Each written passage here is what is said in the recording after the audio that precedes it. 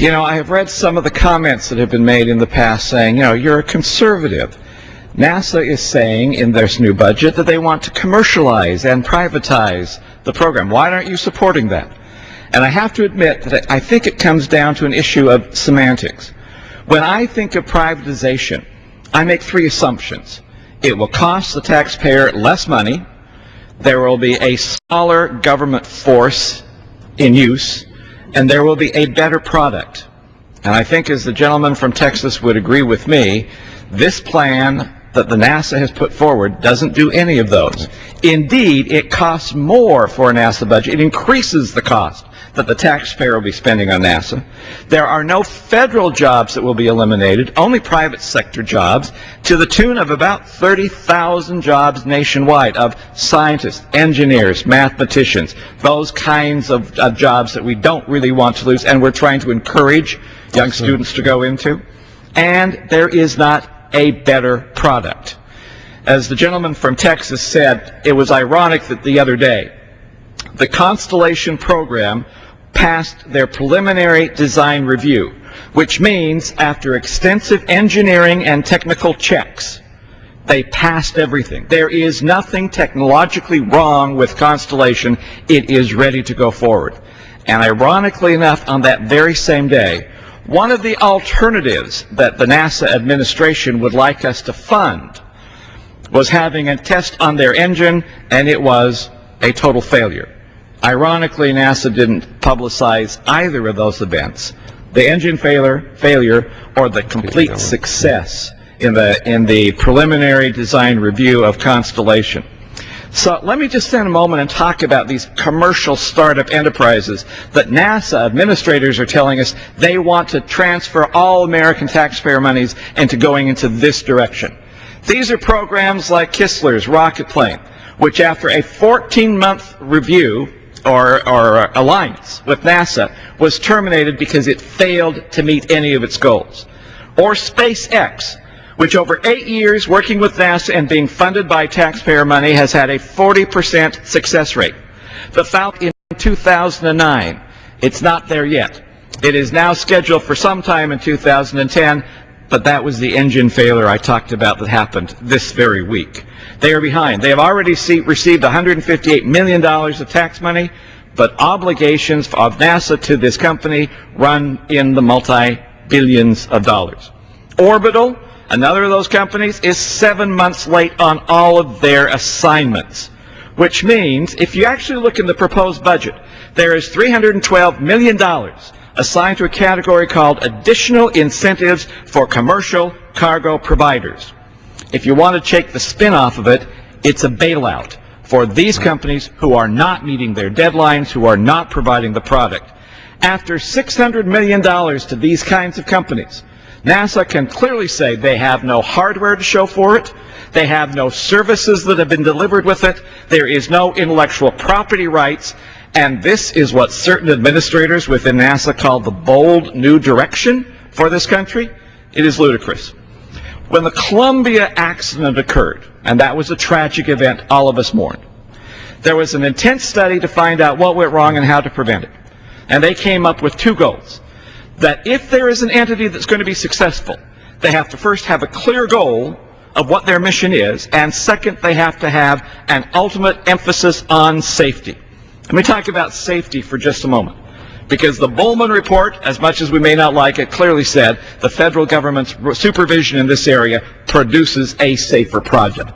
But in that report as well, there was a mandatory report given by the Aerospace Safety Advisory Panel after that Columbia accident.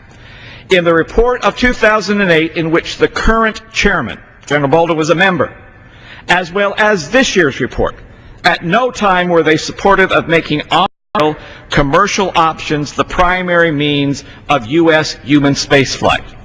So what were they supportive? Well, Constellation. Time magazine this year, actually I'm sorry, the end of last year, came up with their 50 great inventions of the year. And what was the invention they rated number one?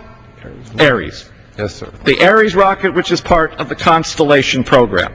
Now, that's what they do. In the official report to NASA, it says, the simplicity of the Ares design makes the mature Ares 1 clearly superior to all other vehicles, no matter what choice of qualification method. Even accounting for error bars on method and model inputs, Ares 1 is superior to all other options with more than a 90% confidence. In short, results suggest that the Ares 1 launch vehicle is clearly the safest launch vehicle option, and the only one that can meet the goal, post-Columbia, of having a launch vehicle that was 100 times safer than the space shuttle, which it is designed to replace. What they're doing simply is Constellation is meeting the goals. Now, once again, the goals are somewhat nebulous. If you don't have a goal, almost anything you appropriate can meet your goal.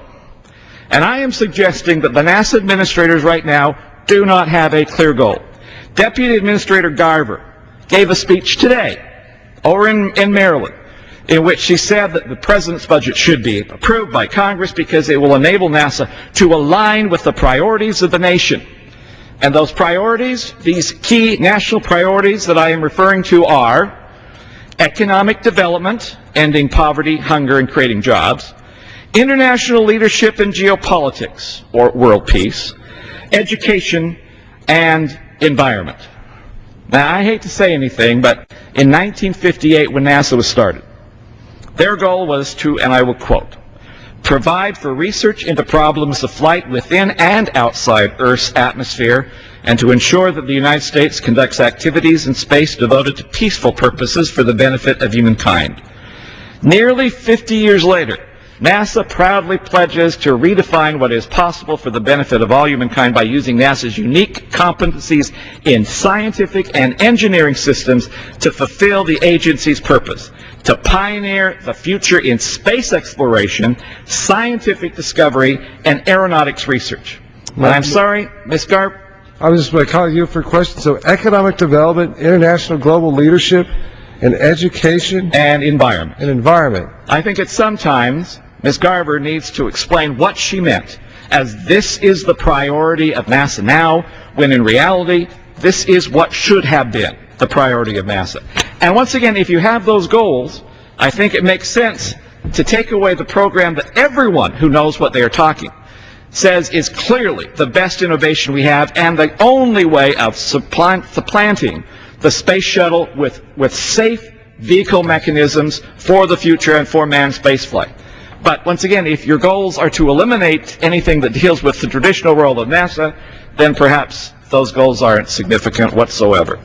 I have one last area, and if the gentleman from Texas has time, I'd like to go into that, or I could wait if you'd like to. Yes, sir. Let me try one last thing. We talk a lot about the industrial base. It's a term that maybe not a lot of people understand. As I define the industrial base, I simply want to say that the kinds of people, the kinds of jobs that put a man on a rocket and shoot him to the moon are the same kinds of people and the same kinds of jobs that build our missile defense against those who wish to attack this country. That is our industrial base. Last year, this country engaged in some significant and I think unwise decreases in our military missile defense system, and it had the effect of putting our industrial base in disarray. However, if now NASA goes through with this, I think, unwise and naive approach of canceling Constellation, it is going to destroy that industrial base, which means you will no longer, not only will you not have the ability of putting man in space very quickly with a program that works, if indeed our projections of the threat of countries like North Korea and Iran are underestimated, we will have no capacity to ramp up for a missile defense future. Now, what that simply means is, and the Pentagon has recognized this, last year, 3 different reports came to us. In April of last year, the Defense Department report to Congress on the solid rocket motor industrial base said if there was a delay in Constellation, it would have a negative impact on our defense system.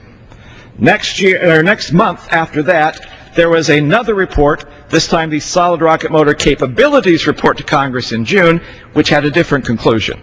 This report said if there was a delay in Constellation, there would be a significant negative impact on the military capabilities of this country.